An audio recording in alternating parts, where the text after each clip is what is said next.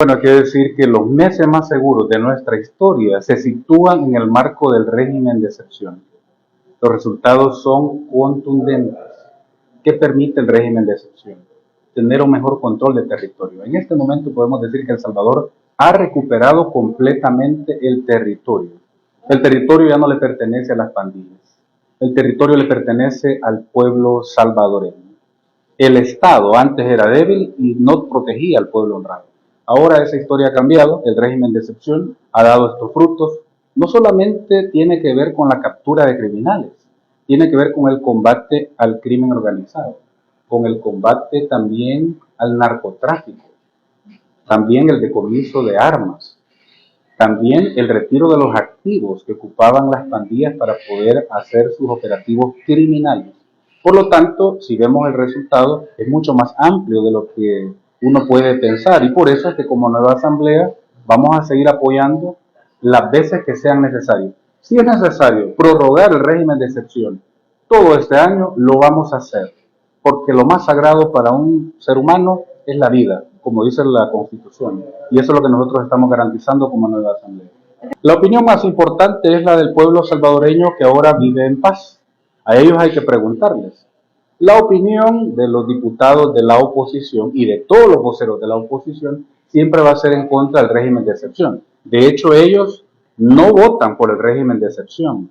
No votaron para construir el centro de confinamiento. No votaron para darle más equipo a la policía. No votaron para darle más financiamiento a la Fuerza Armada.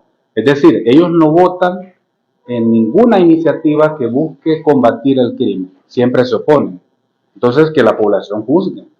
Porque al final de cuentas aquí es claro, o estamos en contra de los criminales o estamos con los criminales. Y la oposición claramente ha demostrado que no está con el pueblo honrado, con el pueblo salvadoreño. Y por eso nosotros, la opinión que nos importa es de todos los empresarios. Si incluso voceros de la ANEP han dicho claramente que las empresas reportan un nivel de seguridad que les permite a ellos ya no pagar extorsión. Y no estoy hablando solo de grandes empresas. Pequeñas, medianas y grandes empresas ya no pagan extorsión. Pregúntenle cómo se sienten las familias que han recuperado sus casas. Casi 5.000 familias han recuperado sus viviendas que antes las pandillas les habían arrebatado. A ellos hay que preguntarles qué les parece el régimen de excepción. O a los médicos o enfermeras que ya no son amenazados en los hospitales por las pandillas. O a los profesores que en las escuelas eran amenazados también por las pandillas. Los profesores ahora pueden dar las clases de manera tranquila. Los estudiantes también que pueden ir tranquilamente con su computadora sin temor a que se la roben. Ese es el cambio que ha permitido el régimen de excepción y por eso nosotros lo vamos a seguir apoyando, aunque la oposición lo critique. Bueno, primero las vacaciones más seguras de Semana Santa las hemos tenido recientemente. Primero, las vacaciones se sitúan dentro del marco del régimen de excepción. El centro histórico ha sido el punto de atracción. ¿Por qué razón? Porque se ha permitido dar un paso importante que faltaba y es el ordenamiento. Ya la seguridad en el centro histórico es una realidad. Lo pueden palpar turistas nacionales y extranjeros.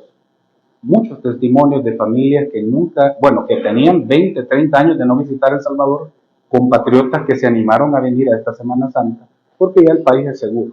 Son los datos los que demuestran que el país ya cambió, ya no es el mismo El Salvador.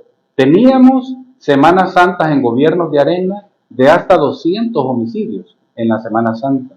En los gobiernos del FMLN hubo Semanas Santas de 150 homicidios. Bajo el actual gobierno, la historia ha cambiado. Y lo que tenemos es, por ejemplo, este mes, vamos viendo cómo vamos superando incluso, ya en este momento nos estamos comparando con el periodo anterior donde inició el régimen de excepción. Y el país cada día demuestra que puede ser más seguro. Y por eso es que lo que estamos viendo en El Salvador, con las vacaciones, es lo que se puede ver en lo que viene para las fiestas agostinas. Vamos a tener de nuevo más seguridad. Y eso es lo que nosotros queremos.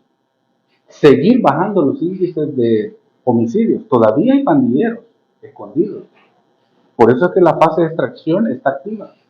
Se van a sacar donde se encuentren para que las familias puedan disfrutar no solo de las vacaciones de Semana Santa, sino que cada día que quieran disfrutar de todos los tesoros turísticos que tiene nuestro país, lo pueden hacer. Yo quisiera remarcar algo. En los últimos años, El Salvador no ha podido crecer más del 2%.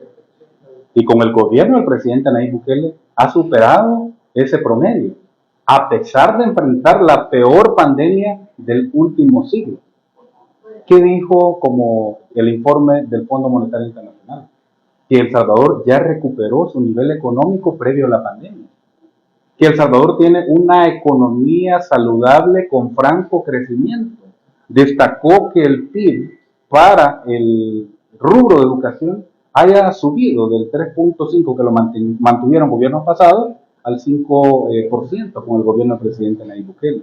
Destacaron la reducción histórica de la delincuencia. También lo destacó el Fondo Monetario Internacional. Y por eso proyecta que El Salvador va a crecer 2.4%. Esto es por encima del promedio de Centroamérica. Repito, El Salvador no había crecido más del 2% en gobiernos pasados, y eso que no enfrentaron pandemia, que no se enfrentaron a una coyuntura terrible económica que está generando la guerra, la escalada de precios descontrolada que hay en el mundo. Y a pesar de eso, el gobierno de El Salvador ha establecido políticas que permiten proteger el bolsillo de la población. Recordemos las 11 medidas de protección económica que implementó el gobierno y que nosotros como asamblea hemos venido apoyando también. Otro aspecto que destacó el Fondo Monetario Internacional es la diversificación económica de El Salvador con la estrategia de subsidio. Esto también anima y fomenta el turismo internacional, que es un rubro estratégico. El Salvador va a tener mejores tasas de turismo en la medida en que sea más seguro. Y eso ya lo estamos viendo, y ese es otro elemento que destacó el Fondo Monetario Internacional. Es importante esta pregunta porque el sistema jurídico de El Salvador ahora es más robusto. Y aquí se están respetando las reglas del juego para que los inversores tengan la certeza de que los dados no están cargados a favor de unos o de otros como en el pasado.